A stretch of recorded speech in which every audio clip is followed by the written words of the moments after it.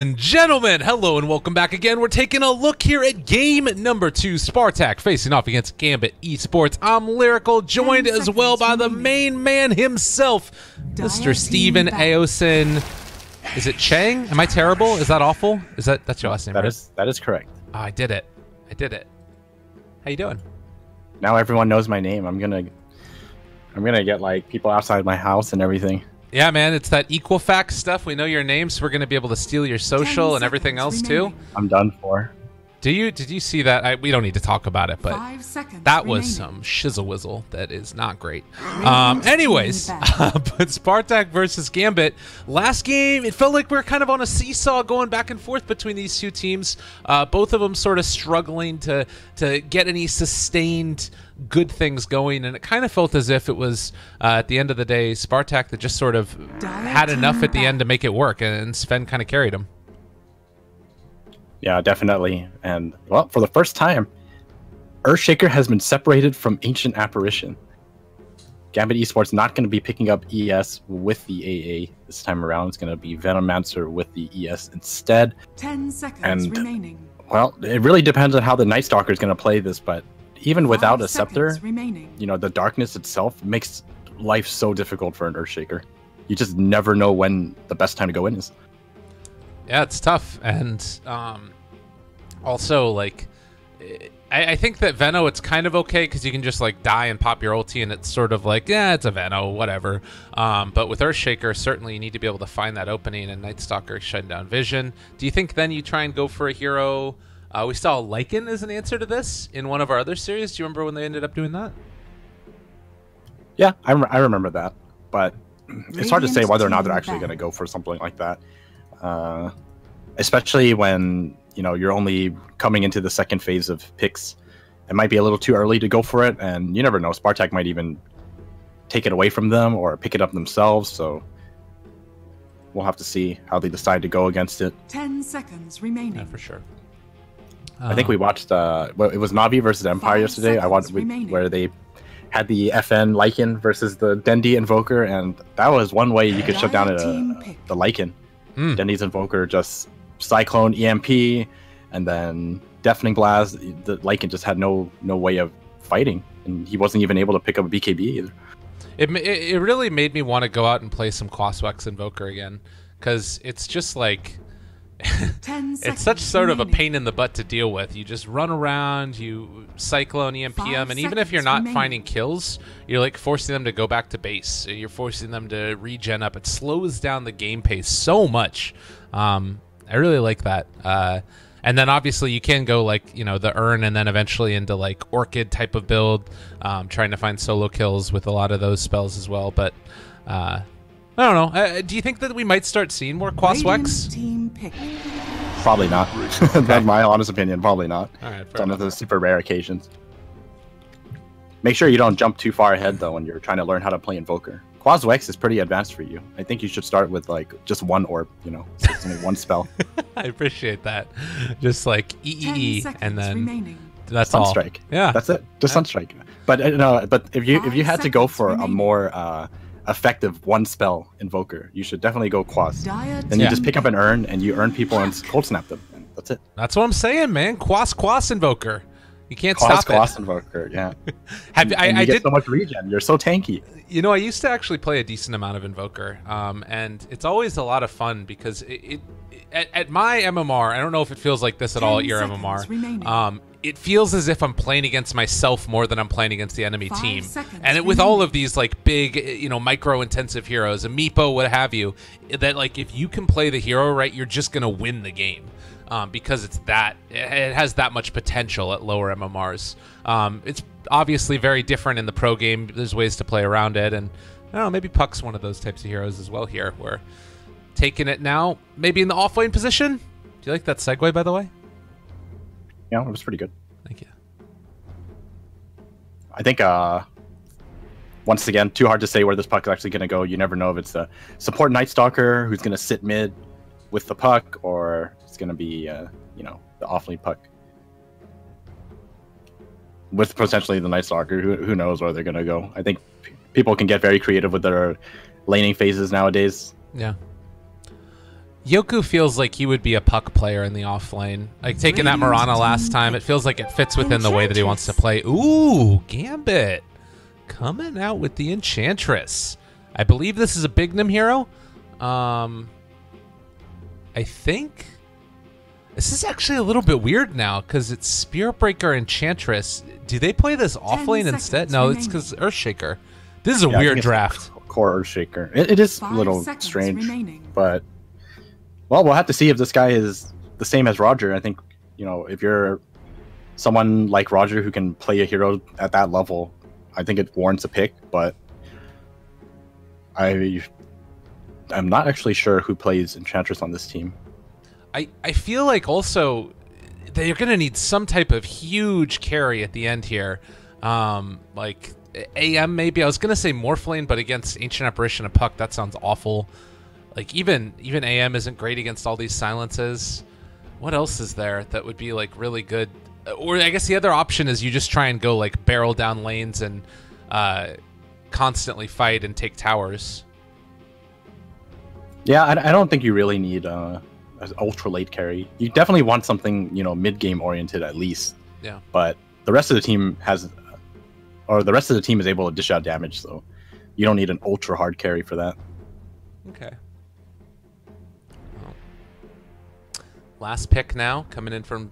Last pick, what am I talking about? Last pick of the second phase coming in now for Spartak. Maybe a game-deciding one. It'll reveal a lot about what their lineup is going to be going for, I'm assuming.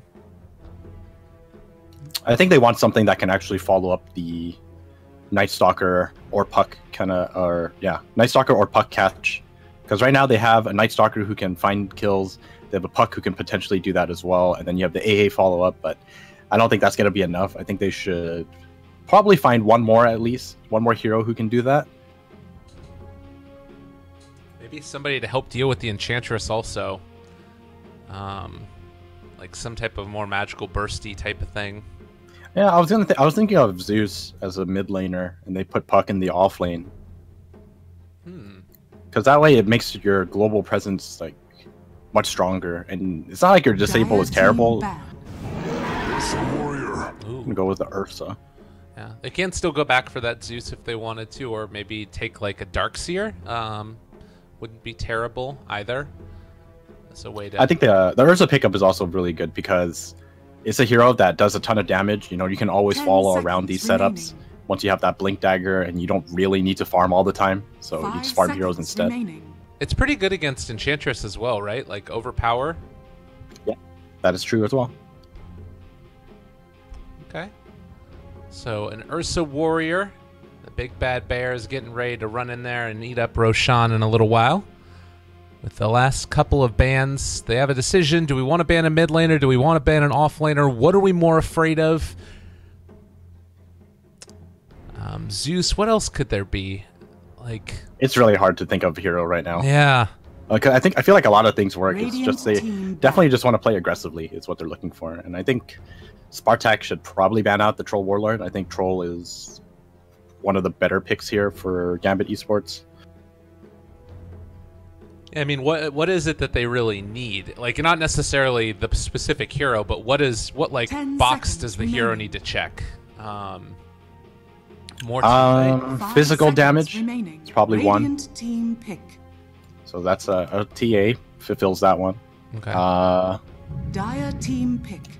I would say something that can deal with an Ursa as well. That's why I kind of suggested the Troll Warlord. Yeah. Someone who can deal physical damage, but also kite an Ursa. I think Shadow Fiend might be okay, but there's a Lina on the other side, so it kind of sucks. You get blown up. Maybe Veno goes mid though, and you can that's a decent matchup against Lina, right? And then Champions from run. Veno against Lina. Yeah, I think it's okay. You just go for the fighting build. Anti-mage. They did go for the anti-mage. I don't feel very comfortable with this pick. I'm not gonna lie, I don't either. I was wondering if they wanted to do it this route, where it's like you play it where 4 heroes making space, and then AM is your carry super late game. And the more that I thought about it, the less I liked it, because it kind of now puts them in this awkward position where for how long? Like, are they really going to be... If Enchantress doesn't get a lot done early, don't they just run into tons of problems in the mid-game with the Spartak lineup running at them? That's what I would assume is going to happen. I mean, just look at the whole Spartak lineup. It's all of them are capable of fighting somewhat early. They just really need their levels. Ursa doesn't need much. Lina is probably your only real farmer. You know, you pick up the Bloodstone, you farm for like 5 minutes, you finish Shadow Blade, for example, and then you're pretty much good to go. Well, this could be a very rough game for Gambit Esports, but likewise, if they're able to get this Anti-Mage some farm, if they're able to hold back the tide of the wave that's coming from Spartak Esports, might see them be able to push this to a game number 3, our final series of the day. The winner of this one is going to move on tomorrow to continue their run and face off against Vega Squadron. Already, we've seen Double Dimension get knocked out of the tournament. Meanwhile, M19 are going to move on to face Team Empire, and that match should be really good. I was impressed by what I saw from M19 earlier today, and obviously we talked a lot about Empire the other day and how much we liked them. Yeah, it should be a good couple more days of Dota 2 that we've got ahead of us. Yeah, I'm going to stick with my predictions. I think that Empire will prevail. That's just me. Okay. Bignum going to be denied here. I wonder how Spartak are going to lane this. I feel like with one support helping out the puck, they can really mess up this anti-mage's lane. Yeah. Well, that's the thing is, like, Spirit Breaker, Enchantress, it's not a traditional lane support there. There's not... I don't know if AM can, like, hold on his own. But I was even wondering if Ursa was gonna lane up here with the AA to deal with the anti-mage, because I think Ursa AA makes it so that anti-mage just can't walk into the creep wave. Yeah. Yeah, that's true. I guess that they just feel comfortable running it up here, and it does look like, at least for now, Night Stalker is going to be in the area blocking. Does Lina need any help at all against the Veno, or no? Not really. I think he'll give him help anyways, just because he might as well help a Lina snowball, right. Potentially snowball. All right. But I'm ready for the big Ursa burst damage. I think combo that a lot of people overlook is the Chilling Touch Overpower. Like, you actually do so much damage with that combo. That actually sounds amazing. I really like that idea. So let's see, it's 50 damage per, and then you end up getting how many stacks? So 3. So it's 150 damage in like a second. Yep. Magical. That's great. Well, we'll have to watch and wait and see. Yoku for now is just going to be starting it off right, getting himself a deny. Mid lane, Chuvash pushing back that poor little Veno, and well, Arc should be able to start off in a decent position here.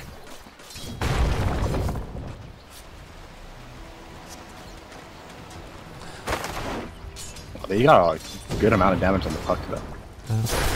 Well, yeah, I think without help, this anti-mage is not going to have any issues. But so I think Spartak actually should have prioritized his offlane a little more. I think Puck is actually a very, very annoying offlaner to deal with when he has help, because Puck's base damage is so high. Mm-hmm. You can easily harass the carry down, and with the phase shift as well as the illusory orb, it's just so hard to catch him as well. So. Yeah. We are seeing the rotation come in mid now from Bignum, as he is going to be staying on this Enchantress and trying to deal whatever damage he can to BZZ. Meanwhile, over here to the side, just a little bit of cold feet, and I haven't actually seen that Chilling Touch yet. Misha opting for the cold feet to harass away instead. Yeah, especially since Ursa got the Earth Shock at level 1. Yeah. They're not going to have that set up until Ursa hits level 3 at least, and Misha hits level 2, so... Not going to get this pull. Does get blocked out by the Sentry. I guess the plus side of doing it this way, like, I'm sure that Spartak knew that they would be able to have a pretty good lane against the AM, but it sort of allows them to get their farm and, like, start the game off the way that they want and make sure that Lina has a good time, as we are going to maybe see a kill here, possibly. It's actually more damage being dealt out onto BZZ. He's going to go down. So you invest so much into making sure your Lina has a good game, and then you get a double kill here by Bignum. Yeah, very well played by Bignum. Some solid map movement, just jungling on the opposite side and coming in from a very unpredictable angle in the mid lane. Wow. With some super powerful creeps. Big red tomato does so much damage at this level. Yeah, now he's going to move down bottom as well. 150 damage. And he is going to find Misha. Takes the damage. There's the cold feet. Not enough. He is in trouble here. And going to be forced backing away. Wowza. Cheshire Cat doing very well down here. He's actually out-leveling Ark. But Ark is level 4 now. He does have overpower. I would hope so. Not yet. Alright, there it is. Holding its point. There it is. Oh, he got blocked by the creep.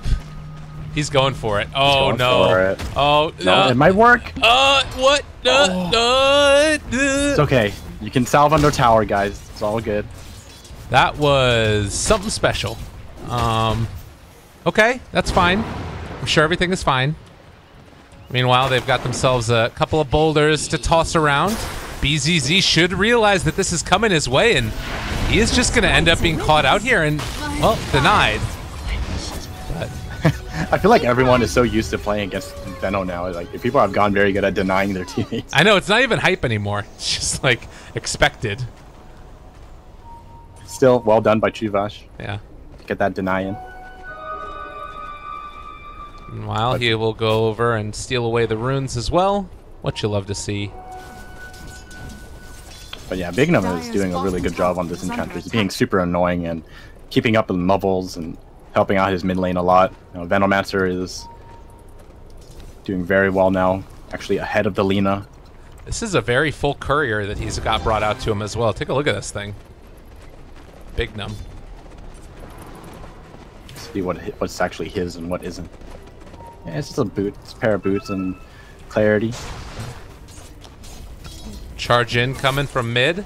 This has been Kuman left alone again with the Puck. Puck's going to be able to get decent levels, but only level 4 right now. Will he end up getting caught? Getting charged. They're bringing in that Enchantress as well, but it looks like they'll stop for now. Just taking out those wards before things get too testy.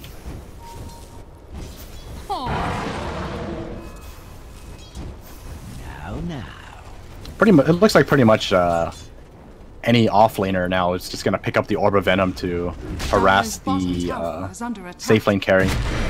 Uh-oh. Goku. He's gonna get there. Trying. Trying to bait it out. Yeah, that's actually really well played because it might amount to something, but not really. Yeah, not quite. It is a big rotation down bottom here. They're going to try and come and contest this pull for the second. They've got double Centaur Conquerors. So, total 4 seconds of stuns if they're able to land them on top of there. And now the long charge in coming from the Spirit Breaker as well. They've already used Cold Feet. This is Misha. About out of mana. He does have enough for the Chilly Fingers if he wants to go for it. A secondary stun to follow. The Fissure. And Bignum secures himself another kill. I think that's like a total of 5 stuns. That feels really bad. No.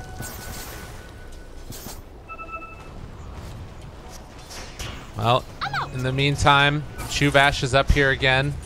They're trying to do whatever harassment he can onto Cool Man. Dire are scanning. Do see a couple of wards traded around now and a charge up towards the top lane.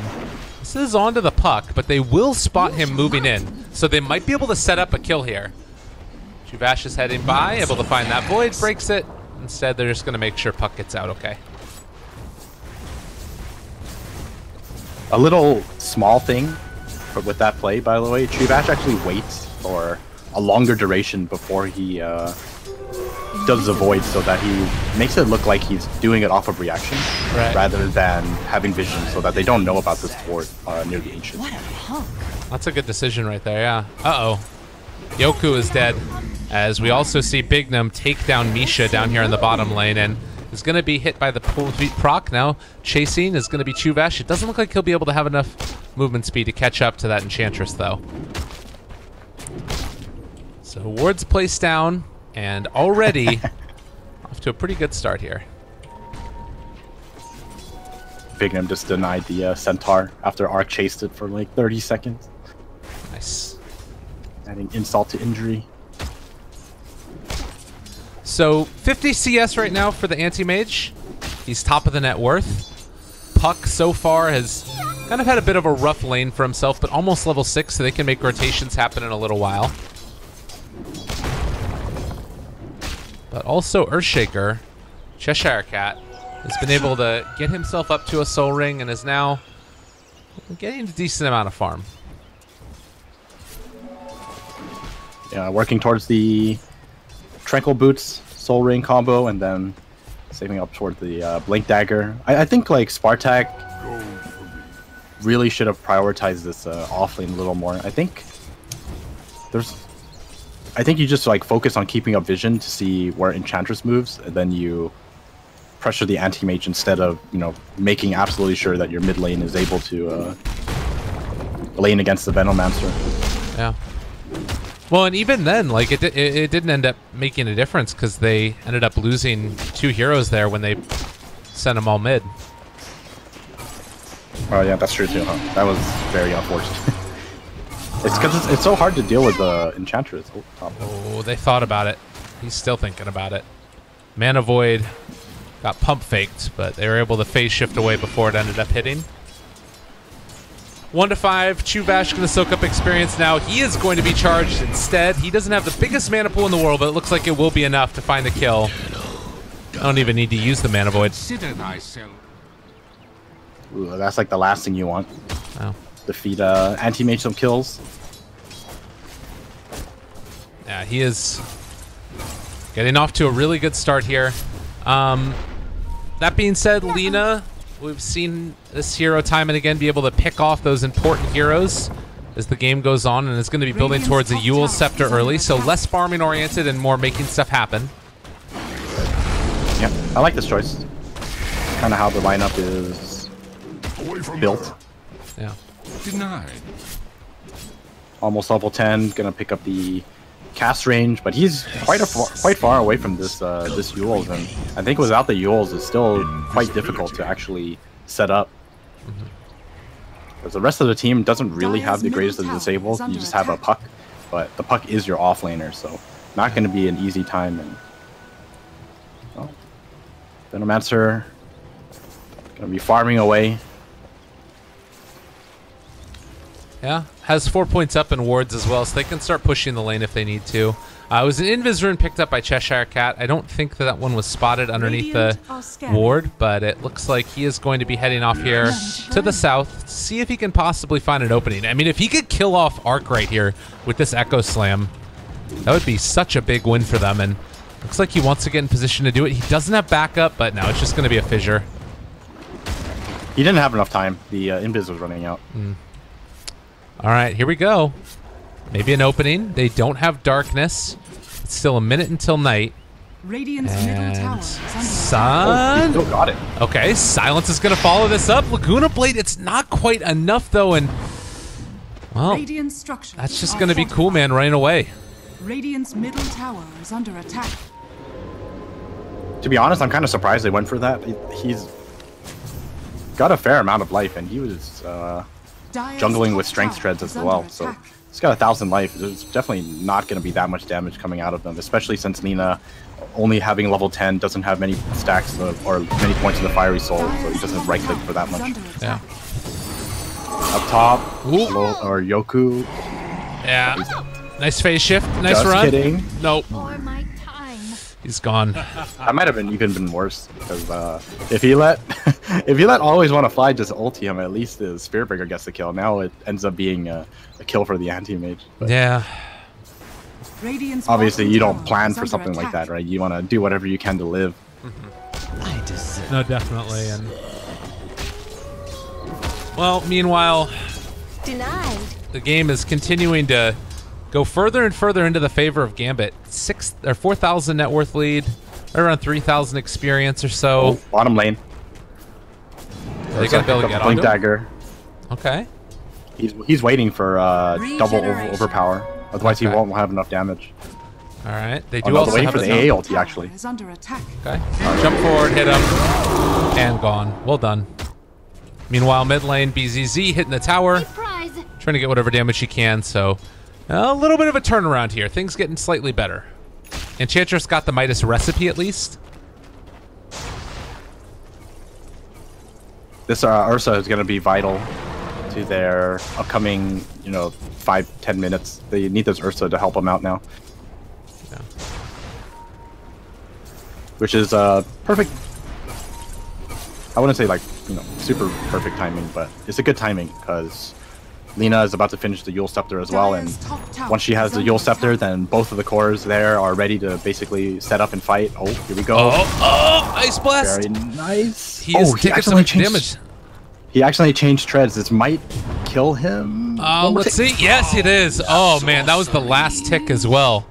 I think him changing the treads actually got him killed. Jeez. I know, that's nuts. That's a big kill right there. And Misha, the one getting it. Not the biggest deal in the world, but a nice little influx of gold there. Maybe you take a tower or two. He could build into a Midas possibly himself if he wants to.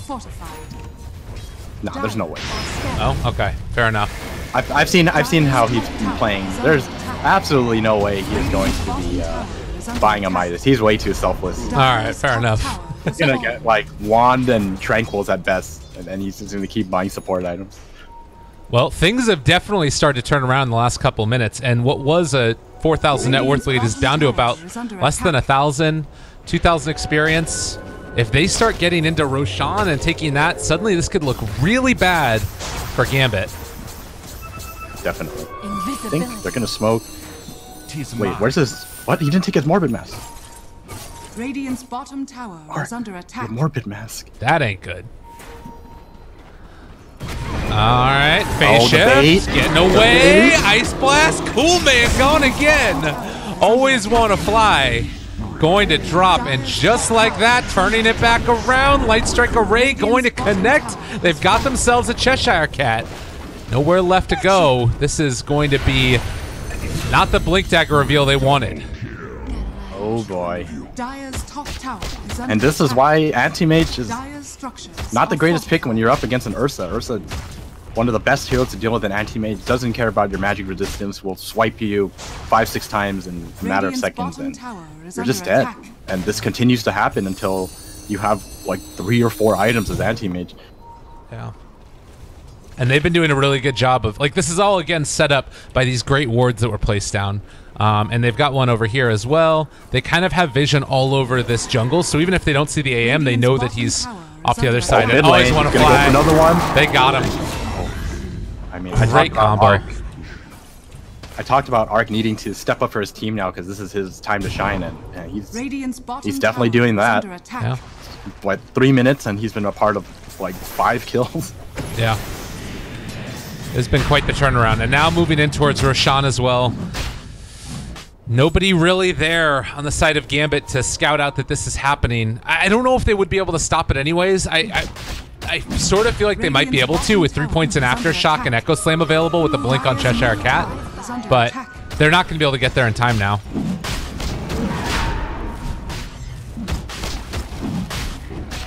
So Roshan goes down. Ursa ready to party.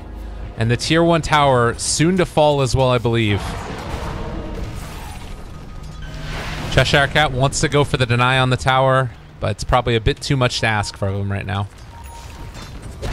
Yeah, I think it's a little too hard for them to actually fight into that. I think they, considered it, but it's nighttime, and you have to assume, your opponents are more than prepared in the event you do try to contest it. So, not really worth the risk. All you really have to initiate the fight with is a Spearbreaker, who doesn't have vision, and an Earthshaker who has night vision. It's very difficult to set up. Oh, but they're trying to set up a trap here down the bottom lane. A big kill. Oh, this is the perfect setup. Here we go. He's gonna get this. Does have Yule Scepter, but no way to get it off in time. The unfortunate part is that it's also going to be a Venom ult to use in the mid lane. This could end up looking kind of bad, though, for Spartak. They're going to end up losing the Aegis right at the start of this one. Shuvash needing to get out, but he is just going to end up dying. They do have a blink available, but not able to get out of there in time. He's already used Enrage as well, so Arc going to drop. Just like that, the seesaw of this series is going to spin back into the favor of Gambit.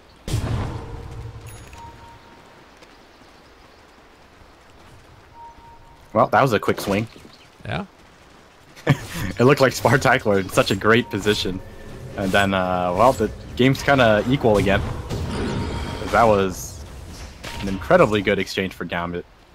Getting that Lina kill down bottom as well as the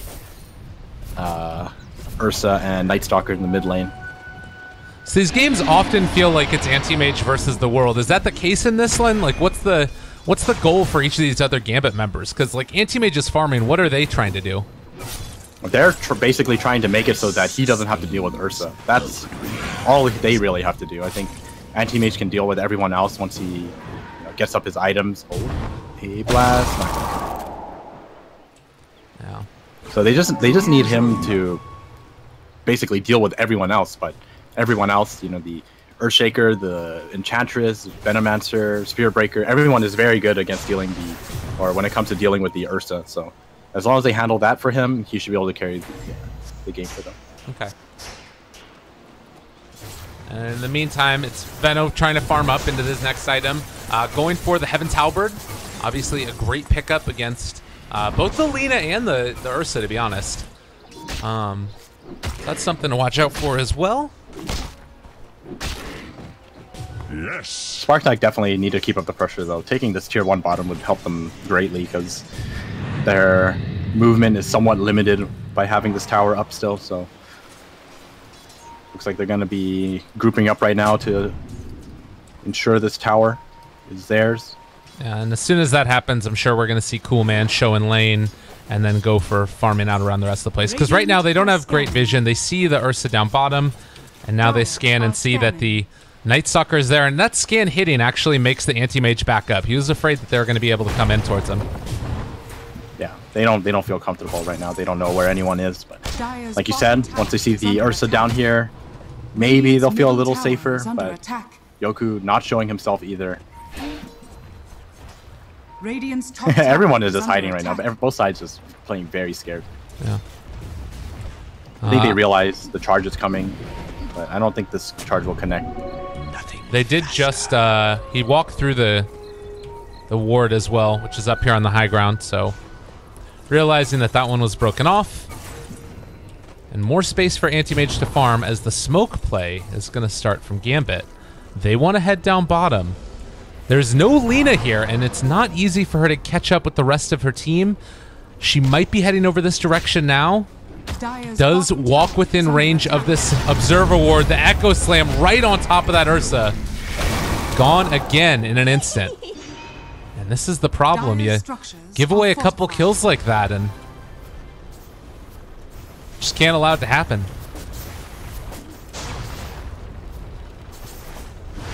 Heal Scepter lift up. No more Echo Slam means that this should be a dead Enchantress, as Always Want to Fly was charging in. They actually end up popping the Shrine. Thought about running in there, but they aren't going to go for it. No, they do get a little bit in return, but it is an Anti-Mage game. Anti-Mage given a lot of space now. Going to be able to catch up quite a bit. And I mean, if it's this hard to break the tier 1 tower, as the game goes on, it's going to become harder and harder. Vision-wise, they do see that Yoku is here. He's going to get caught. There's a jump forward. Stun onto 2. My God. A blast, though. It's some damage. I don't know if it's going to be enough, though. It doesn't look like it. Just level 1. Yeah, level 2 definitely would have killed him, but unfortunately not going to be the case. Radiant's middle tower is under attack.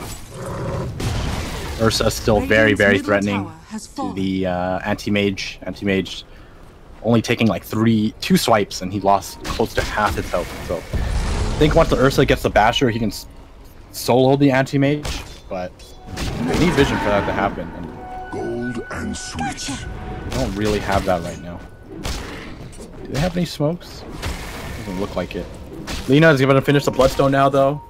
Lina is very farm, but farm without much damage. I don't know if it's going to be the most effective. Yeah. Ooh, darkness falls. Looking for more here now. Bottom lane. Charge is going in.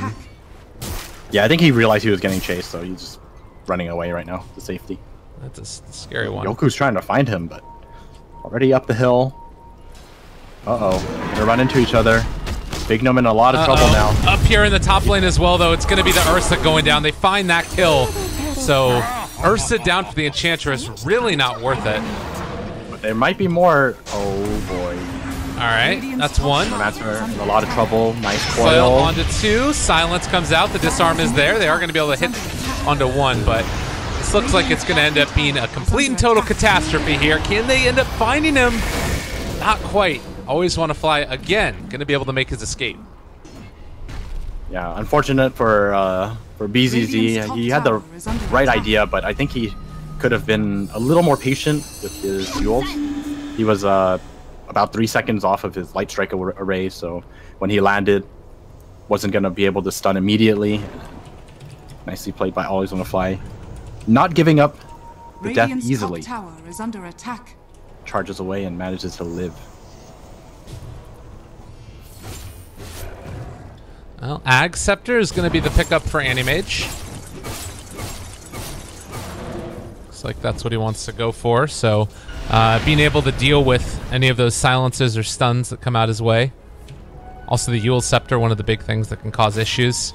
Cool Man. Oh no, if they can actually catch him right here, I think BZZ is going to end up dying. They get the Yule Scepter lift up. A blast to follow. They didn't realize Spirit Breaker was coming. He hits the Light Strike right onto himself. Now trying to run and just going to have to deny himself with the Bloodstone. Not how you want to use that initial couple of charges. Uh-oh. Misha in a bit of trouble. Charge comes through. Yeah, he is. Run, little Misha, run! Alright, Cool Man taking over the game. Things are looking scary. Die by my blade. Radiant's bottom tower is under attack. Yes. Looks like the Ursa pick. It had its moment, but Radiant structures where did it all go wrong? They just kind of got a little sloppy right after they finished the Roshan. Yeah. And I mean, certainly it's not over by any means, but it's feeling like the ways that Spartak can win this game are kind of relying now upon Gambit to misplay more than them being able to like make good decisions and good moves. Yeah, definitely. But it's already reached that point, you know, where Anti-Mage is not as threatened anymore by the Ursa or basically the whole combo that the Spartak has. Yeah. We'll have to wait and see what the play is going to be for them now. Another charge down bottom. And the TP away. They want to find him, but oh, they see him. Yeah, they see that they're all over there. And Anti-Mage immediately going to TP out, or rather just blink away. Yeah, some very good map awareness from the Gambit side. Just kind of always having a very good idea of where Spartak are. So Kuman not going to be falling for those ganks anymore. Yeah. After his initial couple of deaths, he's been doing a very good job at just not getting caught out and consistently building up his lead. I will say that it still feels like he's not able to fight. Like, he's not going to be able to, I think, sort of be just a monster in those fights with the exception of a Mana Void. So if we did see Spartak go for like a next Roshan, get it really easily, and then try and take down the rest of the tier 2s, can they like think about sieging high ground at all, or is that too hard to do? I think that's way too hard to do right now. Okay. They don't really have a good lineup for brute forcing high ground either. It's Yeah. not like, you know, I think the best example is like you will look at Liquid's lineup when they run it with the GH Coddle. All right. That's one way you can do it. Like, that's like actually brute forcing it. But this lineup doesn't have anything like that. Okay.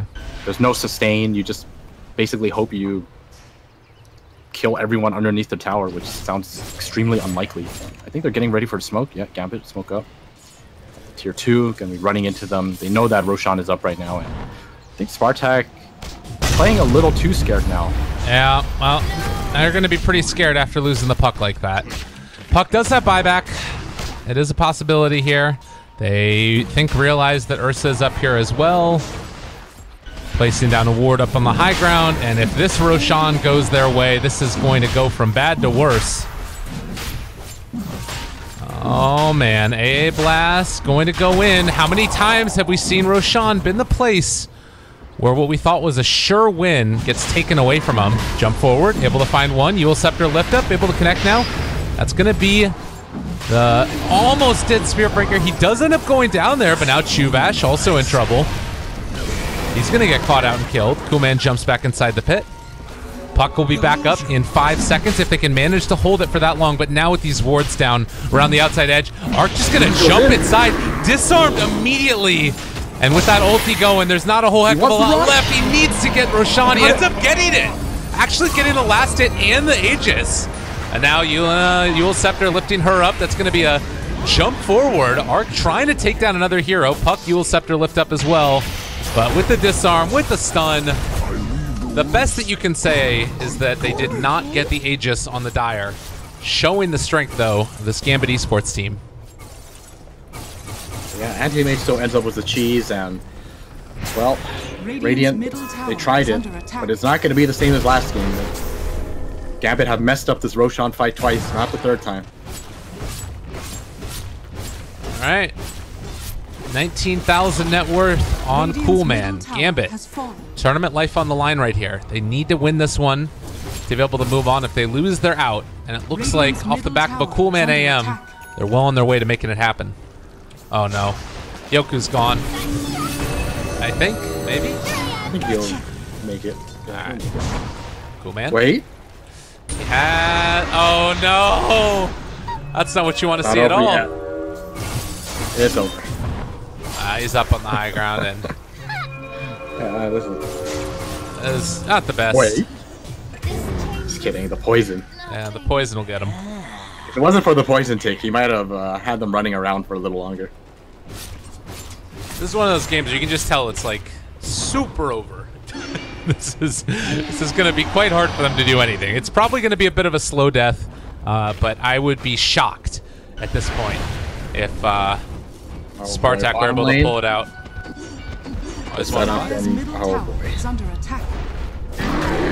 Oh, he got his ulti off, but doesn't mean anything. No avail. Cheshire Cat played a very strong Earthshaker this game. You know, I'm willing to eat my words here, but if I'm Spartak, I think you just GG out and say, you know what? Let's clear our heads, get ready for the next game. Don't stay in this one if you know that it's a loss, and then end up, like, you know, putting yourself in a bad state of mind for the next one. If they think that there's a chance that they could win it, obviously stay in. But there is something to be said for that, keeping your mind state good. I think they still have a chance. Okay. And it really depends on the team, you know. That might be true for some teams, but some teams, they like to play it out, you know. They like to see it through. Yeah. You get to learn more from it. And there is definitely a chance. Yeah. I'm going to go ahead and say it's a very small one, but there's a chance. What would it need to look like for Spartak to win this game?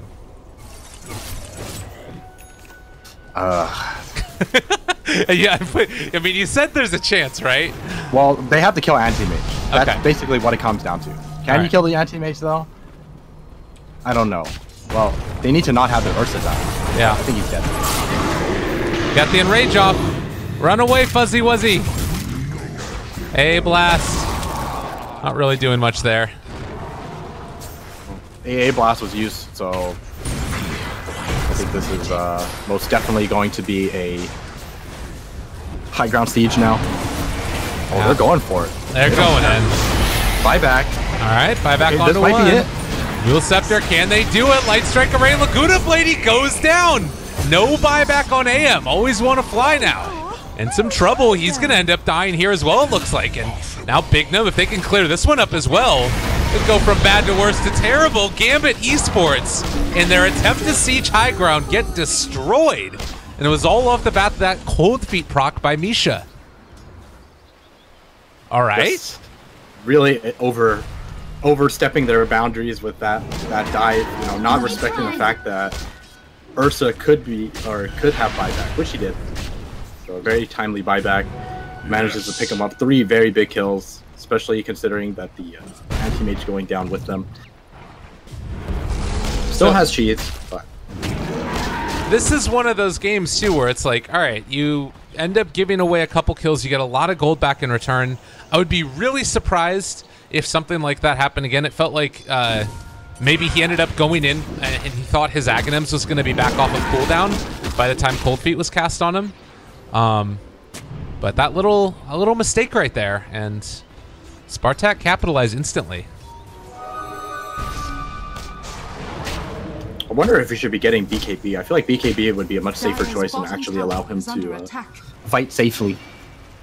Yeah. Aghanim Scepter almost there for the Night Stalker, but he is going to be caught here. Darkness still a little ways away, so wasn't able to escape from that one. Roshan still 2.5 minutes before it's even capable of coming back up. You know what they should change about Night Stalker? What's that? He should be able to fly in daytime, but with only 1 wing and at half speed. That sounds amazing. It sounds awful. Yeah, I know. He would fly away so slowly, but it would be funny. Yeah. He's like limping along. Anti-Mage ended up going for the 25 Agi. So no more of the minus 50 second on the Mana Void cooldown.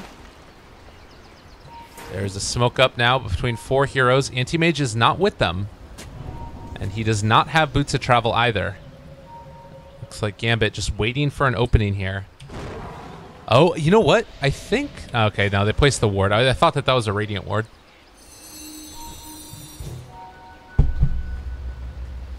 Night Stalker... I guess if there's one way you can go about this is wait for the Night Stalker Ags and then take a team fight with all that vision advantage, but he still needs quite a bit of gold. 850, not easy to find in this kind of game. Yeah. I deserve. And he doesn't have a GPM talent, right? No. He just feels so scared right now. Like, where do you even go? It's not nighttime, it's daytime. They have 1 ward deep into enemy territory where no one has actually passed through, so you can only assume that all of them are somewhere on your side of the map. So where do you really go and farm? They ping out the Enchantress is here. And between the Night Stalker and the Puck, there's a chance that they could do something here. This Enchantress is so tanky. Yeah, it's really hard. Definitely the AA ulti kill. Chubash, run away, buddy. Courier snipe? This courier snipe? Okay. He flew too early. He flew too early. He's backing up now, so he's going to try and get it on its way back home. They saw it going through right here. Go. Here we go. Can he get it? Running, wanting it. No, not going to happen. Oh, that hurts. It hurts because he made the mistake of flying earlier. If he had the flight there, then he would have gotten it. Top lane. Always want to fly right next to BZZ, and he's going to get that initiation with Kuman there as well. Abyssal used, and they find that kill. That was the long con. Yeah, it was the ultimate long con. But this is how you should be playing these type of heroes. Yeah. He doesn't need to farm. He doesn't need to do anything. Yeah, don't waste your time farming. Not waste, but make use of your time by threatening to kill people like that. Yeah. Cold Feet, it's down. What's the cooldown on this Aghanim Scepter again? Oh, 12, I think. Okay. So it's back off again. Waiting to see if they can find something here. Ursa jumps forward. They are going to be able to blow him up right at the start. Able to get that enrage off in the... he got the ulti off. Ulti, not bad at all. Okay. That's at least a decent chunk of damage. There's the lift up there. Puck needing to get out before he ends up dying here as well. We'll have a Blink Dagger in a second. And, well, ulti comes out as well onto Chubash. That's not quite big enough. There's an opportunity here, although that's Cheshire Cat walking forward, looking for the fissure, is able to connect, catches onto the Lina as well. BKB coming a bit too late, and BZZ going to be the one that ends up going down. Arc as well, in trouble, and GG called as Gambit strike back in game number 2. very well done by Gambit. I am kind of surprised that Spartak kind of went into a passive mode after they gave up some initial kills. I think like after they made that mistake with the dive mid and losing their Lina bottom, they should have still continued to play together and put pressure on the map, because once they went into passive mode, you don't really want to have a farming game against an anti-mage, right? Yeah. And that's exactly what happened once they stopped the aggression. Well, and that's really the big problem with this lineup. But I'm wondering if maybe like that last pick AM, if Gambit would have, or rather if Spartak would have realized that something like that was coming, or if they just thought that they had the tools to deal with it. But whatever the case ends up being, it is Gambit that take game number 2. And now going into game number 3, what do you think? Is it going to be draft things that decide this game? Is it going to be individual play once they get into it? What's going to be the deciding? What's the word for it? The deciding factor in this last game? It's kind of hard to say. I think it's most likely a mixture of both. I don't think the draft was an issue. I just think they shouldn't have played so passively after they made like it's a pretty big mistake, but I think they should have continued with what they were planning to do instead of falling away from it and playing a little more passively. At the same time, you know, the other team, Gambit, did a very good job in avoiding all the ganks, just moving around the map, avoiding fights the best they can, or best they could, because Spartak did make a lot of attempts to put pressure on the map, but they just always got dodged. And even though they got dodged and people were running away, they still got outformed at the same time as well. So it was overall just very well played by Gambit. Fair enough. All right, ladies and gents, we're going to be back in just a little bit. Game at number 3 around the corner. Gambit Esports tie it up. We'll see if Spartak can bring it back or if they're going to be able to run away with it with this momentum newly found. It is the lower bracket. It is elimination round 1. Winner of this moves on to face Vega Squadron. See you guys in just a few.